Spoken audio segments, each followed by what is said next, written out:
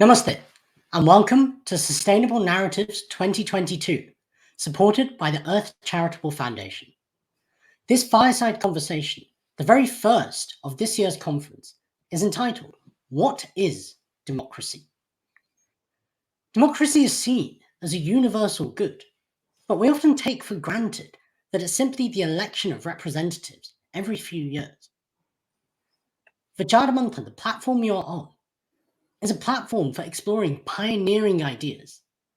And today, we will discuss a more evolved form of voting and its place in the context of a modern democracy. To do this, I'm delighted that we have with us Peter Emerson. Peter currently runs the De Border Institute, promoting multi-optional and preferential voting on every continent. Peter's worked all the way across the world, including in Kenya and India, and has been involved in peace initiatives both locally and internationally. We'll have the opportunity later on in today's discussion to put your questions to Peter and see what he thinks. And to do this, you can use the Q&A tab in AirMeet. You can find this on the panel on the right-hand side of your screen, and it's the second tab across from the left. But let's, for now, dive right in. So, Peter, for your opening remarks, could you tell us what, in your terms, does democracy mean? And what role do decision-making systems have within it? Okay, Prabha, thank you very much. It is an extraordinary fact of life, but the word democracy is probably the most undefined word in the world. And lots of people use it to describe lots of different things. But it started, of course, with the ancient Greeks, and it was also used in ancient China over 2,000 years ago. And basically what should be happening, well, lots of people realize that minority rule is no good. And well, certainly if there's lots of minority dictators were not very good at all. So people worked on a sort of binary logic and said, well, if minority rule is not very good, then maybe majority rule will be a little bit better. And that's fair enough. But then they made a huge mistake, and they decided, sort of, that if you get a majority opinion in a binary vote, that opinion will then be the will of the majority. But in politics, in pluralist democracies, most controversies are not binary. And you talk about development plans and educational policies and economic projects and so on. All of these are multi-optional. And to take a binary vote on just one of them, and if we take a recent example in the UK, well, the UK could be in the European Union, or it could be in the European Economic Area, or it could be in the Customs Union, or under the WTO, and there was Norway plus and Canada minus and all sorts of things. And we only had one majority vote, and it was yes or no, remain or leave, on being in the EU. Now, if you got a majority in favor, then maybe you could then say that, okay, that's what people want. But when you get a majority against, you still don't know what people actually do want. So if we have a look at slides, next, and can everybody see them? Because okay. Well, no. Can we go to the slides, please? Okay. So if we have a very simple example of three people meeting to talk about the UK's electoral system, and if these three people think that the first past the post system, which is the same as in India, of course, and the United States and quite a few other places, if they think that's not a very good system, then maybe they have a debate to decide what might be better. And Miss I suggests, well, why not the PR list system, the Dutch system? And then somebody else said, well, no, maybe the PRSTV system, Mr. J would prefer that. And it's the Irish system. Well, it's a British invention, but it's the Irish system. And then Miss K thinks, well, what about a compromise, which is the German system, which is half first past the post and half PR. So they have a look at these various options, And they then realize that they have differences. Next. And they have, these are their preferences. And if you rely on just majority voting, then people will vote for their first preference and not for anything else, presumably. Then you have next a majority against B of 2-1, and a majority against C, and a majority against D, and it's 3-0 against A, the status quo. So you have a majority against everything. Now, the ancient Greeks devised a procedure for what happens in this sort of situation. And basically what it is next is you have, you first of all decide which is your preferred amendment at the top, and then do you adopt or reject this amendment to get what they call the substantive, and then you take the final binary vote, is it this substantive or the status quo? So it's 3 binary votes, all perfectly straightforward. So if we have option, if B is the motion and C and D are the 2 amendments, then the first thing you do is you have a vote between C and D, as we can see in the bottom here. And then the winner of that will be against B, and then the winner of that will be against A. So next, and we see that, well, looking at the left-hand side, we see that the 2 first people, Miss I and Mr. J, they both prefer C to D. So C wins that. C is the more preferred amendment. And then it's C versus B. And the 2 outsiders, Miss I and Miss K, they both prefer B to C. So it is B that becomes the motion unmodified, unamended, becomes the substantive, and then it's B versus A, and the 2 people on the right, Mr. J and Miss K, they both prefer A to B, so the answer is A. So in summary, at the beginning, all these people, all 3 of them, decided that they did not like A verbally, and then they vote and they decide that they do like A. What? So the answer is wrong. And if you rely on binary voting with this particular voter's profile, you get the wrong answer. Next, what you could do actually is change the way things are done. If you don't start with this motion, but you start with that motion, and then the other options become the different amendments, then you find that you get a different answer. Next.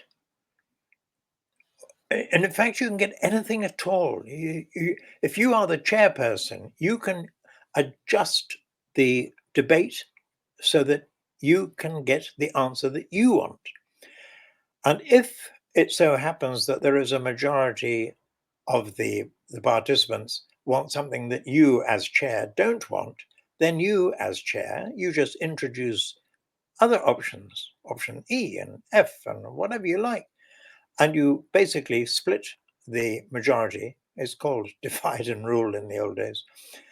And then once you have split the majority, you can then you just arrange the debate to do whatever you want, and you can get any answer you like, either A or B or C or D.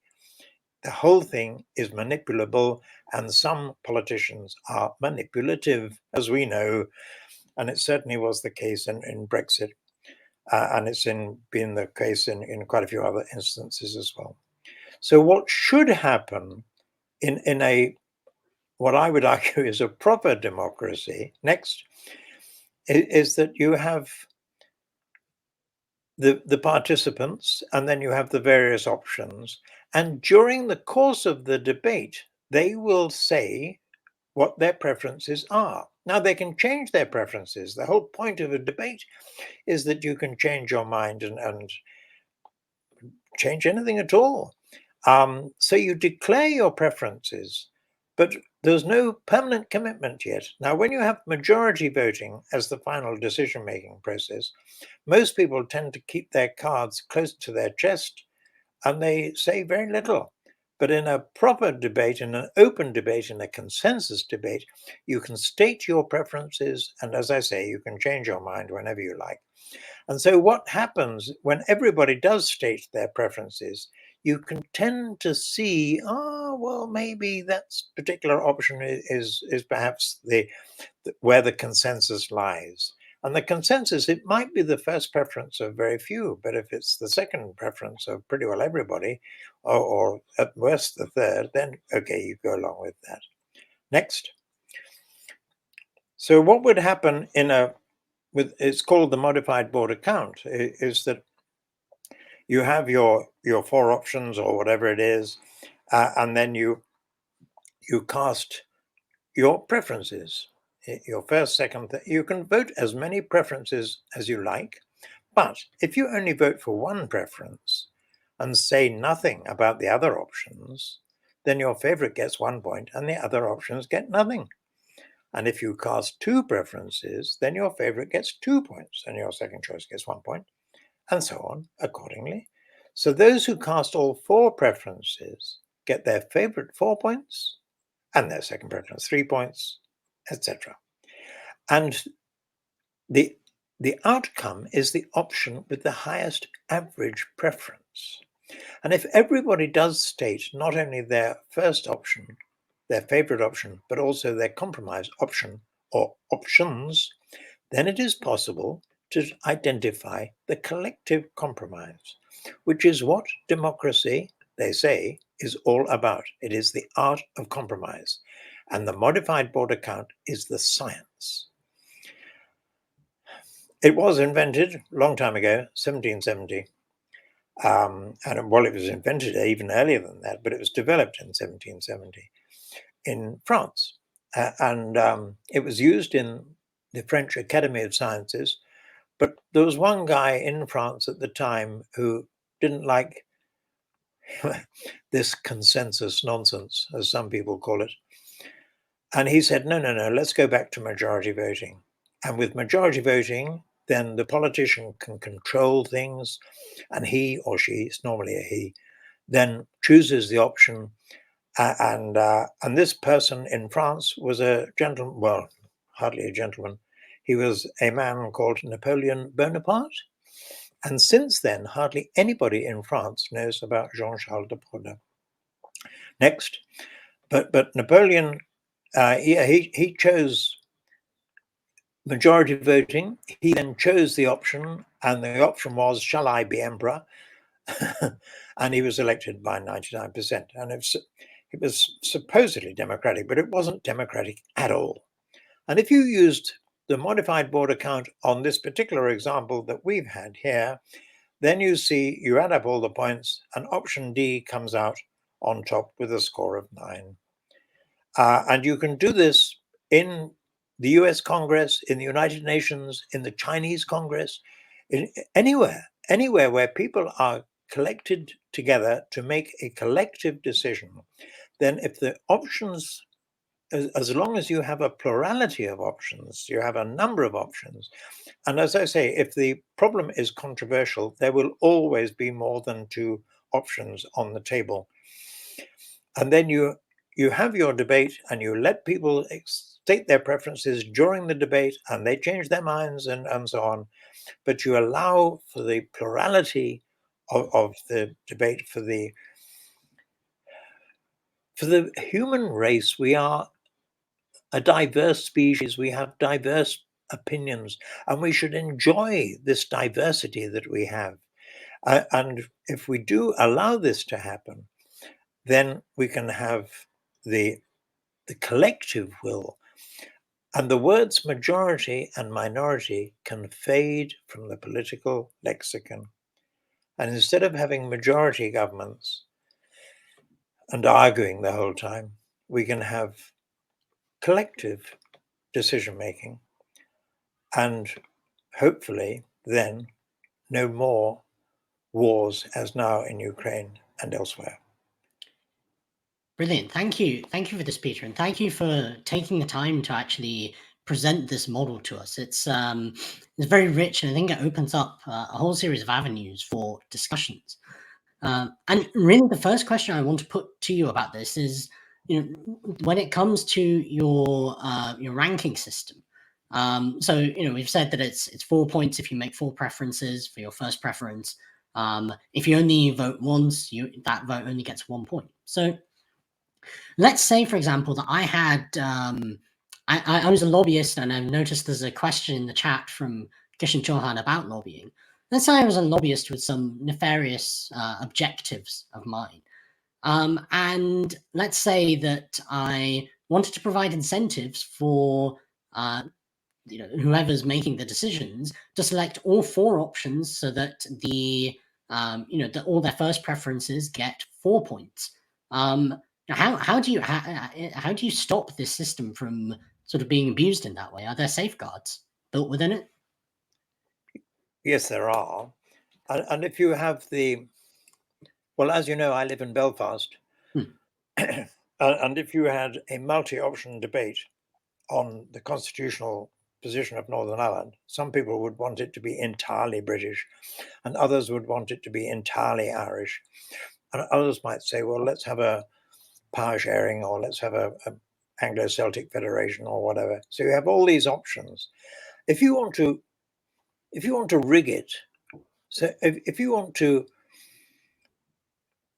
ask your supporters, so instead of, if you're the out and out unionist and you realize that, well, maybe my option will get better if I ask my supporters to give their second preference to a united Ireland.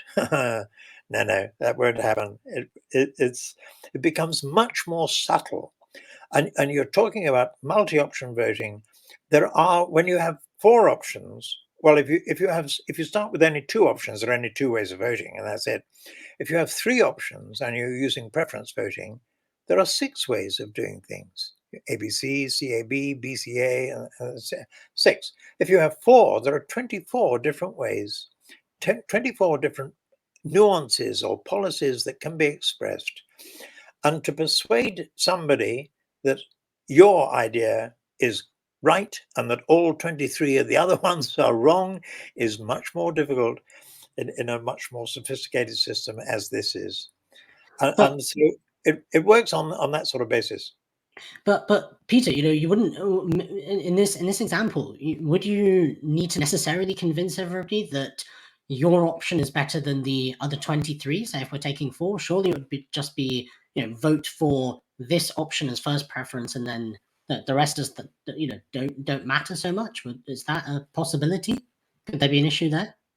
Yes, some people, or if we go back to the Northern Ireland situation again, some people would want to vote only for the Northern Ireland to be in the United Kingdom, and at the same time, others would want to vote only for Northern Ireland to be part of Ireland. But in which case, if they only express one option, their favourite option, perhaps, but of course, then they only get 1 point. So their opinion will have more weight if they express a compromise option. And we all have compromise options. We all know that your average unionist would prefer power sharing or something to a united Ireland, and it's vice versa for the extreme nationalist.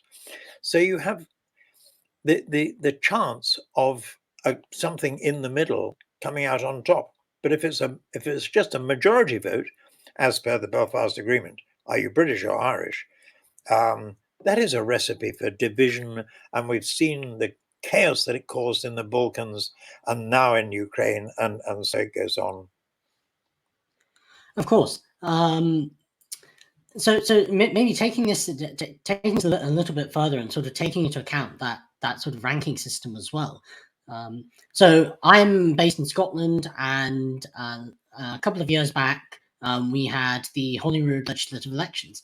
Now, unlike down in England, where they use first past the post, pure first past the post for Westminster elections. So when you go to vote, you simply just tick whichever candidate you want to vote for. We have preference voting on our constituency votes. So, what are the benefits of the ranking system over within the context of the modified border count over just that sort of simple kind of ranked voting that you see in that context, and you also see in things like student body elections as well? What are the benefits of MBC? It's an extraordinary fact of life that lots of people will talk about electoral systems. And yeah, England has first past the post, and Scotland has AMS, and Ireland has PRSTV, and France has their two-round system, and Sweden has PR, a two-tier system of PR, and so it goes on. Lots of variations, and apparently they're all democratic, or well, nearly all. There is another electoral system in North Korea where the party chooses the candidate and then the people vote for this candidate, yes or no. And that's, well, most people here would say, well, that's not very democratic. When it comes to decision making, however, we use the North Korean system.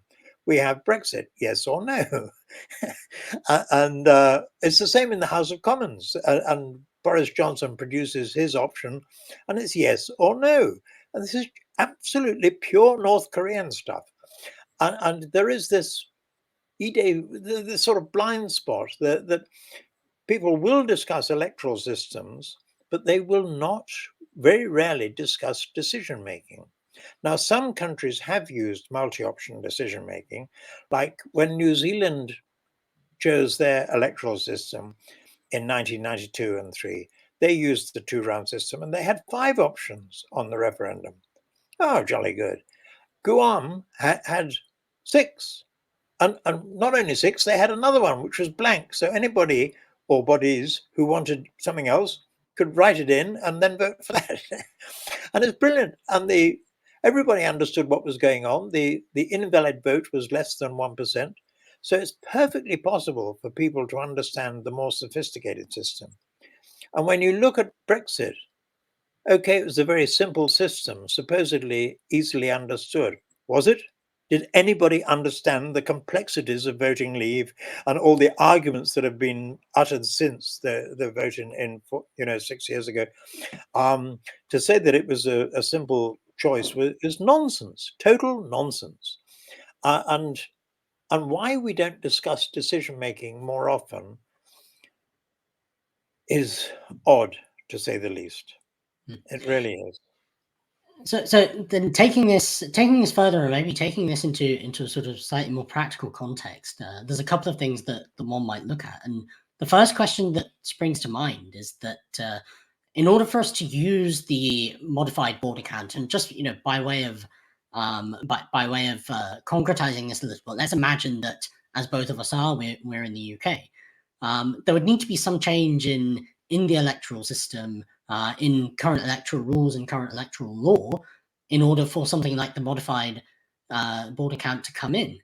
Now, one of the issues that we're facing at the moment is that the Conservative Party, currently in power, is willing to stick to first past the post. There have been calls from the Liberal Democrats, from the Labour Party, perhaps to switch to PR. But it seems to me that for such a change to take place, you would need it to be in the interests of the governing party, to actually, to switch to the system. So, would something like the modified border count be in the interests of any governing party? I don't think it should depend upon the interests of just the governing party. How do But you create that system then? I would argue that democratic rights should be part of human rights, and that the lawyers should be much more scientific in defining what are democratic rights. At the moment, they're terribly glib. And when you look at the United Nations Charter, for example, and it just speaks about elections, it doesn't talk about decision making at all. It doesn't get a mention. Yeah, it's a huge black hole. But democratic rights, these should be sort of engraved in stone and written down somewhere. And the choice of electoral system should not be the prerogative of the party in power. And also, I would argue, the choice of decision-making system. Now, the reason why we have majority voting decision-making is because the politicians like it. And we have democratic dictators like Napoleon, as I mentioned, and Hitler, and Mussolini and Saddam Hussein and all these people, yeah, they like it very much. But you have democratic dictators, inverted commas, but you also have dictatorial Democrats. And this is what David Cameron was when he had his first referendum on the electoral system in 2011. And it was his first choice or his second choice. And nobody else's choices were allowed on the ballot paper. And this is dictatorial diktat. It is not democracy at all. So I think what you're suggesting then, Peter, is maybe there's a sort of context of sort of wider reform here. I noticed that there's lots of questions coming through in the Q&A chat, and we'll be picking these up very shortly. But just before we go there, I suppose two further points. And one of them is that this whole conference, this whole Sustainable Narratives conference, is about dharmic ideas, sustainable ideas, and one of those actually is consensus decision making, very much in the manner that you've suggested for us today. That's how decision making takes place within the family, and it's how, in many different theories, decision making takes place within a small village. So this value of consensus, this sustainable value of consensus, how can that operate in, say, a large population? Is MBC enough, or do we need something else in order to get there? It is perfectly possible to have a multi-option decision-making process, as New Zealand showed. And what they did was to set up an independent commission. The political parties were totally opposed to this. Oh, this is the end of the world. But somehow it got the momentum, and they produced this 5-option ballot, as I said, and people had a choice, and they could vote for whatever they wanted, and oh, jolly good. And the end of the world did not happen, and everything is okay. And to have this way of doing things, and it basically means that the choice of options on the ballot paper has to be decided independently. And it's not Boris Johnson who decides what the House of Commons is going to vote on, or David Cameron who decides what the people are going to vote on. It is an independent commission, or call it what you like, but it has to be independent of the executive. And they choose the options, and normally it would be a balanced list of normally between 4 and 6 options. And as long as that independence is maintained, then you can have the multi-option process, or ideally the preferential process. But it has to be, I argue that it has to be the lawyers who write this down into democratic rights. The decision making, as you say, this was the way it was done in the Barazas and Gachachas of Africa many years ago. It was done in the powwows of the Americas. It was done all over the world, actually, and it was only there's a funny race of people called Europeans, and we introduced this majority voting, and when you look back and you think that, oh dear, it was we Europeans who went to Africa and told Rwanda to have majority rule. How mad can you get? And it's horrific, the consequences of what we have done. And if you initiated a multi-option process, so that compromise was at least on the ballot paper somewhere, that was on the table, it wasn't brushed aside. And if you move to this non-adversarial form of decision making, and one of the great dangers in the world at the moment is because we are so adversarial, then we have it's win or lose, and the winner gets everything, and the loser is told to go away, and so Trump takes over, and to suggest to Trump that he should be using consensus politics, well, he wouldn't last for very long, and he would, if it was insisted upon, he would walk out the door. Well, jolly good, bye bye. And the same might apply to quite a few other political leaders as well, Putin and so on. Of course. So just before we get to Q&A, one final sort of brief question for you, Peter. And I think this follows on from the discussion that we've just had. So in these, in these perhaps, more widespread, more locally based systems, they're effectively based on this value of citizen participation. Citizens actively getting involved and exercising their right, exercising their right to choose multiple preferences.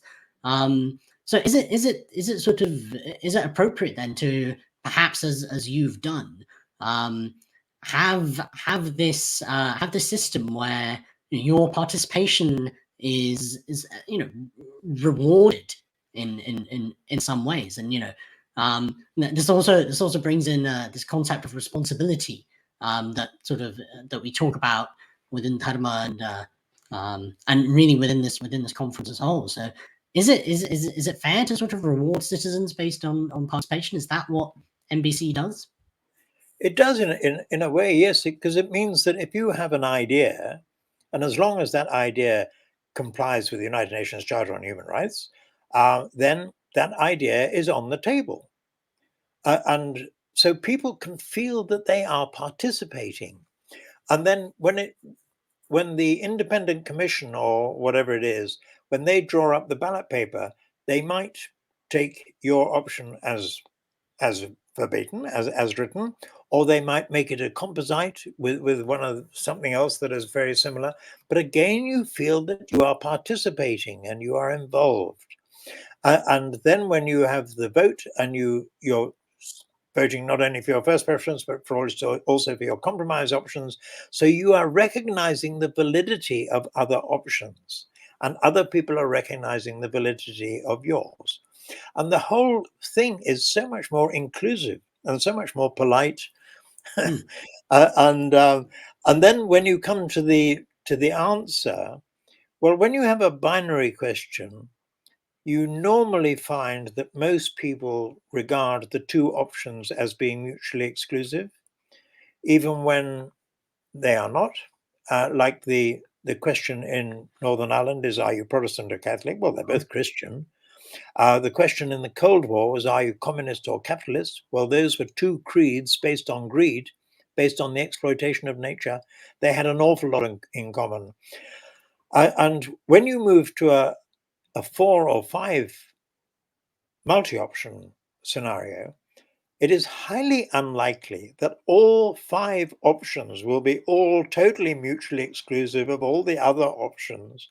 So if you have the vote, and if one of the options is way ahead, way more popular than all the others, then okay, it's that one.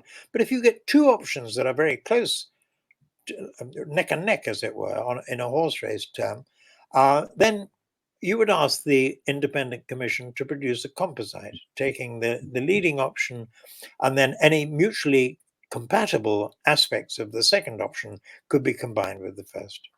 Sure. So I think just there's a couple of points that come out there. Then I think one is this model seems to sort of require a very strong election commission. I think the second one, your point about recognizing the validity of each other's perspectives, I think is really important. And within dharmic traditions, we have this concept of borderless, which is that it is recognizing the validity of each other's perspectives. I want to move on to the Q&A now. And there's been a couple of questions on this first topic that I'll sort of pull together. And the question essentially goes that, when we look at, for example, coalition governments in Europe, in other places, Belgium being an example, it takes a great deal of time to get anything done. So do we need majoritarianism for stable government? The coalition government, yeah, I know Belgium. They hold the world record at the moment of 541 days, and by the time they'd sorted out a government, it was almost time for the next election. So the whole thing was a bit of a nonsense. What I would argue for is that the words majority and minority fade from the political lexicon. So what you would have in the normal democratic process, you would have an election, and you would then elect the parliament. That parliament then, within 1 week, would have a second election. And that parliament would use a system of PR to elect their government. and it would be PR, so it would be all party. And we did a demonstration of this in Germany last year, just after the German elections. And okay, in Germany, nobody apart from the AfD likes the AfD very much. So sure enough, they got very few preference. Well, they didn't. I think they got hardly any preferences from anybody from any other of the other parties. But the other parties were cooperating. And if you have PR, and if you're electing a government of say 20 ministers, and if you're 40% of the parliament, then you can expect 40% of the ministers. But you're not going to get all of them. So you might as well vote for your 40%. So you might get 8 of the cabinet ministers. And you can vote for 8 of your own folk, or 9 perhaps. But then with your other preferences, you vote for the ones from the other parties that you think might be pretty good. And if you look at the English parliament, you might find quite a lot of people from across the board that would suggest that, well, maybe Caroline Lucas would be pretty good in the Department of the Environment. To take an obvious, simple example, and you just encourage cooperation. And if you have an electoral system or decision-making system which allows for this cooperation, then it can happen. But majority voting is no good. Sure, no, thank you for that. There's another very interesting question that's been put in the chat, and I think it perhaps takes this in a slightly different direction. And the question is from Kiaga Kenneth, and Kiaga's asking, is there a collocation? So is there perhaps a connection between information dissemination about the points of discussion and democratic voting? So the case here is, I suppose, we have 4 options on the table. How much does your model also rely on the accurate dissemination of information about what these options are and what they entail? Fair point.